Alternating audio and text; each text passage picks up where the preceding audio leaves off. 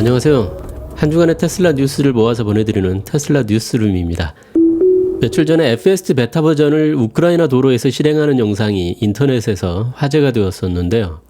화면 UI로 봐서 9.1이나 9.2가 아니고 FSD 9 버전으로 보이는데요. 미국에는 아직 FSD가 릴리스되지 않았기 때문에 이게 어떻게 가능한 것인지 궁금해하는 분들이 많았습니다. 미국 차를 우크라이나에 가져가서 국가를 바꾸지 않고 운행을 했거나 아니면 차량을 해킹한 것으로 보이는데요. 이걸 보면 일반적인 내비게이션 맵만으로도 기본적인 FSD 기능은 아주 잘 작동한다는 것을 알 수가 있습니다. 이런 게 가능한 이유는 테슬라가 자율주행에 접근하는 방식이 사람이 운전을 하는 것과 매우 비슷한 방식이기 때문인데요. 예를 들어 웨이모나 모비라이 같은 경우에는 자율주행을 위해 별도로 구축한 맵이 없는 지역에서는 아예 사용이 불가능한 것으로 알고 있습니다. 하지만 만약에 미국 운전면허를 가지고 있는 사람이 우크라이나에 가서 운전을 한다고 하면 초반에는 좀 헤맬 수는 있겠지만 아예 운전이 불가능하지는 않을 거라고 생각됩니다. 이 영상을 소개한 화이트 해커 그린도 미국 FSD와 다른 점은 상세한 지도가 없기 때문에 발생하는 문제일 뿐 나머지는 모두 동일한 성능을 보여준다고 말합니다. 국가별로 차선의 색깔이나 실선 차선 같은 게 의미하는 내용이 조금씩 다를 수도 있습니다. 하지만 사실 FSD가 아니더라도 오토파일럿은 테슬라가 진출한 국가에서는 대부분 사용 가능하기 때문에 국가별 기본적인 교통 시스템에 대한 룰은 이미 테슬라 시스템에 반영되어 있다고 볼 수 있습니다.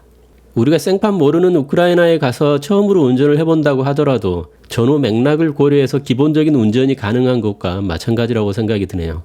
이번에 AI 데이 때도 이와 비슷한 질문이 나온 적이 있는데요. 안드레와 일론의 답변도 비슷한 취지였습니다. My question is for the team because the data that was shown seems to be predominantly from the United States that the FSD computer is being trained on, but as it gets rolled out to different countries which have their own road systems and challenges that come with it, how do you think that it's going to scale?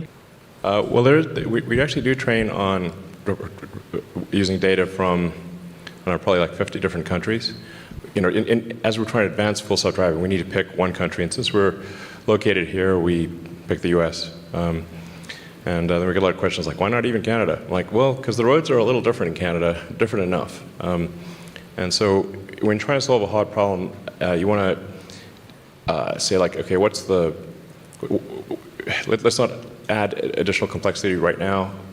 Let's just solve it for the U.S. and then we'll extrapolate to the rest of the world. But we do use video from all around the world. Yeah, I think a lot of what we are building is very country agnostic. Fundamentally, all of the computer vision components and so on don't care too much about country specific sort of features. Different countries have roads and they have curbs and they have cars, and everything we're building is fairly general for that. Yeah, and then the prime directive is don't crash. Right, and that's true for every country. Yes, this is the prime directive. Even right now, the car is pretty good at not crashing. Whatever it is, don't hit it. Even if it's a UFO that crash landed on the highway, and still don't hit it. You should not need to recognize it in order to not hit it. So that's very important.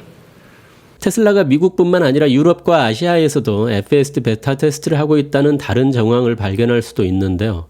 이 채용 공고를 보면 우리가 흔히 쓰는 오토파일럿이나 FSD가 아닌 일반적으로 다른 자동차 회사들에서 주로 사용하는 용어인 ADAS, 그러니까 향상된 운전 보조 시스템에 대한 테스트 오퍼레이터라고 되어 있는데요. 아무튼 이런 일을 할 인력을 공식적으로 채용하는 페이지가 캐나다와 스페인, 이탈리아, 프랑스, 이렇게 유럽 몇 개국가, 그리고 중국, 일본 홈페이지에도 올라와 있기도 하고, 또 어떤 나라는 현재 삭제되어 있기도 합니다.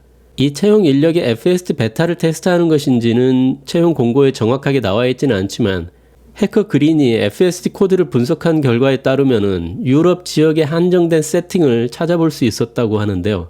그리고 FSD 테스터들은 비밀 유지 약속이 있기 때문에 관련 영상을 볼 수 없을 거라는 말도 했습니다. 즉 해커 그린의 의견에 따르면 유럽에서 FSD 베타 테스트를 현재 실시하고 있다는 말이 되겠습니다. 지금까지 내용을 정리해보면 테슬라는 미국에서의 FSD 와이즈 릴리스를 앞두고 유럽과 아시아 등 다른 나라에 대한 릴리스도 준비를 하고 있다는 점을 알 수가 있습니다. 우리나라 상황이 궁금하기도 한데요. 유럽은 나라별로 경계가 별 의미가 없기 때문에 유럽의 몇 개 나라에서 인력을 뽑아서 유럽 전 지역을 테스트할 수도 있을 겁니다. 중국이나 일본도 인력을 채용하고 있다면 우리나라나 대만 같은 소규모 국가는 어떻게 진행되고 있는지 자세히 알 수는 없는데요. 하지만 미국 지역에 대한 와이드 릴리스 날짜가 가까워지면서 다른 나라에 대한 FSD 확대 준비도 진행되고 있다는 정황은 확실한 것으로 생각됩니다. 두 번째 소식은 스타링크에 대한 소식입니다. 얼마 전 일론이 스타링크에 대해 흥미로운 트윗을 한 적이 있는데요. 앞으로 몇 달 이내에 쏘아 올릴 스타링크 위성은 레이저 링크를 장착하고 있기 때문에 로컬 다운링크가 필요 없다는 것입니다. 그리고 이 위성들이 작동하기까지는 4에서 6개월 정도 시간이 더 걸릴 거라고 말을 했습니다. 원웹처럼 일반적인 인터넷 위성들은 모두 다 지상 기지국을 통해서 작동이 됩니다. 예를 들어 내 단말기가 인터넷 위성과 트래픽을 주고받기는 하겠지만 그 위성은 우리나라 통신사업자인 예를 들면 KT의 지상 기지국과도 연결돼서 내 인터넷 회선이 우리나라 기관망과 연동되면서 인터넷 연결이 가능한 것입니다. 하지만 일론의 이 트윗처럼 지상 기지국을 거칠 필요 없이 내 단말기가 스타링크 위성과 연결되고 또 스타링크의 위성들끼리는 서로 레이저로 연결돼서 신호를 주고받게 된다면 결국 지상 네트워크를 경유할 필요가 전혀 없이 위성만을 통해 세계 어디나 목적지에 도달할 수 있다는 것인데요.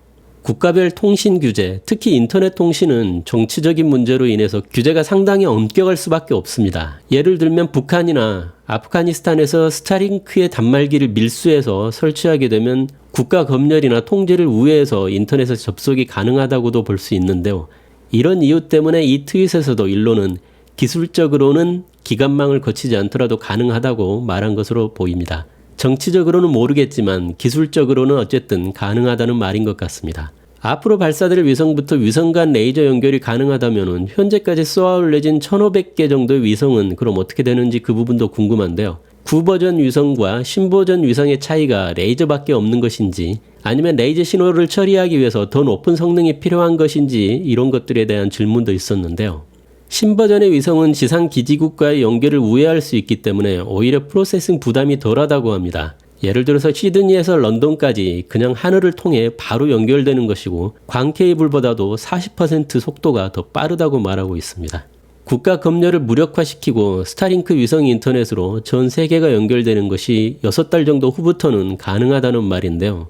사실 탈중앙화 같은 4차 산업혁명의 큰 흐름에 있어서도 이 부분은 정말 중요한 의미를 가질 수도 있을 거라고 생각이 듭니다. 물론 일론도 이 부분은 기술적으로 그렇다고 말하고 있고 통신 규제가 엄격한 국가에서는 그냥 손 놓고 있지만은 않을 거라는 생각도 드는데요. 그리고 스페이스X에서도 지역별로 단말기에 접속 가능 여부를 통제할 수는 있을 거기 때문에 이 문제를 정치적으로 어떻게 풀어나갈지는 앞으로 지켜봐야 할 거라고 생각됩니다. 스타링크는 현재 펠컨 로켓에 60개 정도씩 실려서 쏘아 올려지고 있고 현재까지 1500개 정도가 배치되었다고 합니다. 내년부터는 위성을 발사하는데 펠컨보다도 훨씬 거대한 스타쉽을 사용하기 때문에 한 번에 400개씩 발사가 가능하고 최종적으로는 12,000개 정도의 위성을 지구 저궤도에 배치할 계획이라고 합니다.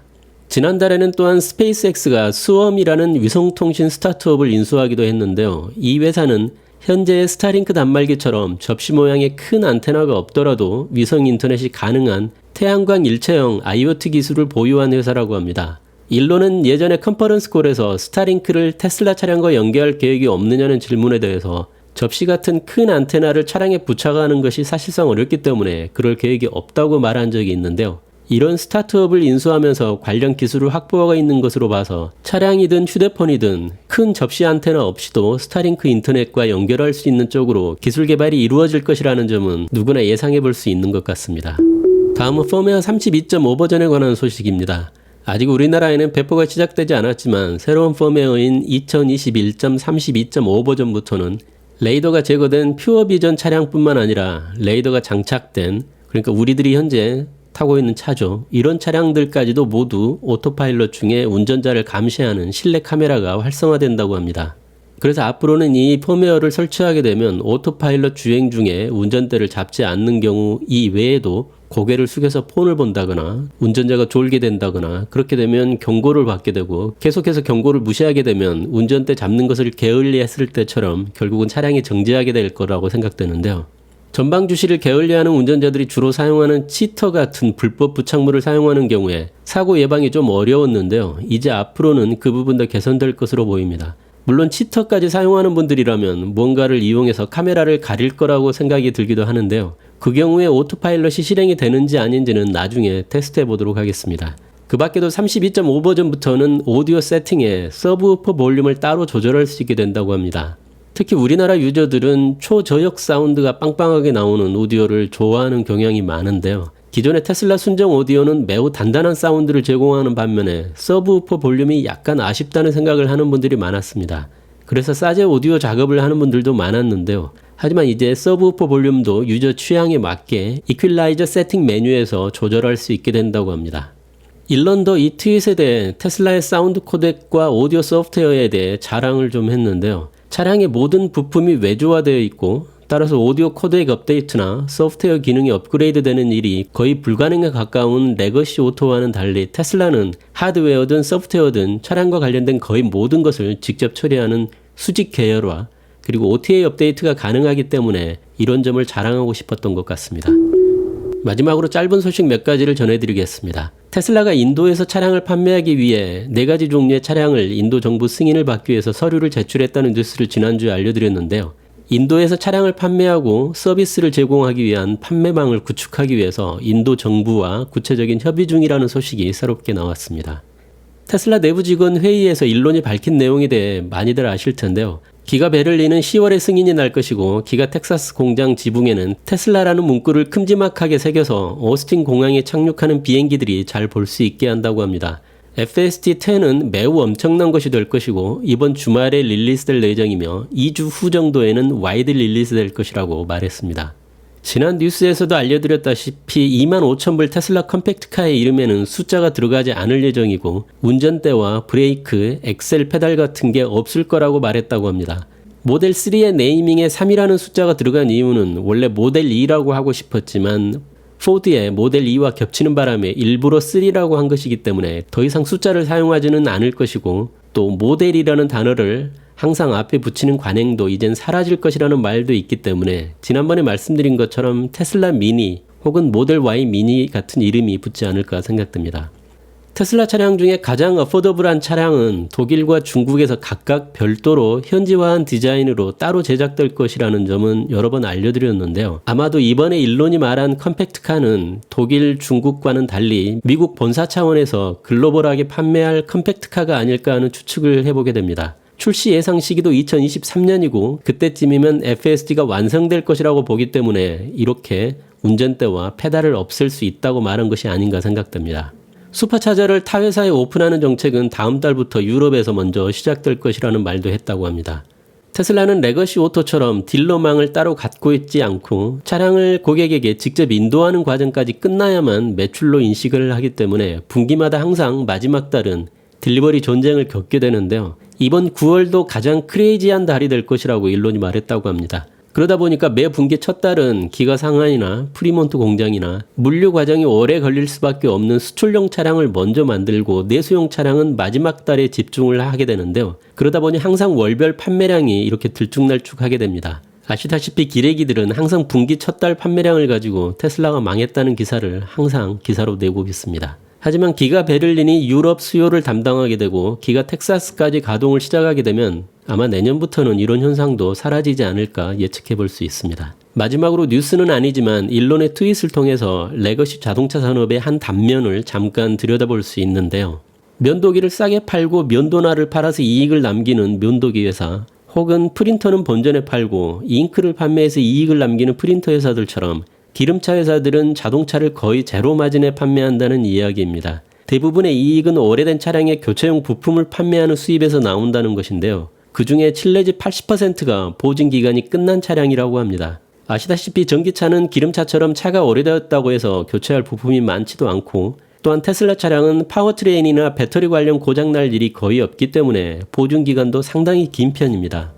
요즘 많은 기름차 회사들도 모두들 장기적인 장밋빛 전동화 계획을 말하고는 있지만은 과연 기존의 이런 사업 구조를 탈피해서 끝까지 살아남을 회사가 얼마나 될지 매우 흥미로운 부분입니다. 자, 그럼 여기까지 해서 이번 주 테슬라 뉴스룸을 마칩니다. 다음 주에 다시 뵙겠습니다. 감사합니다.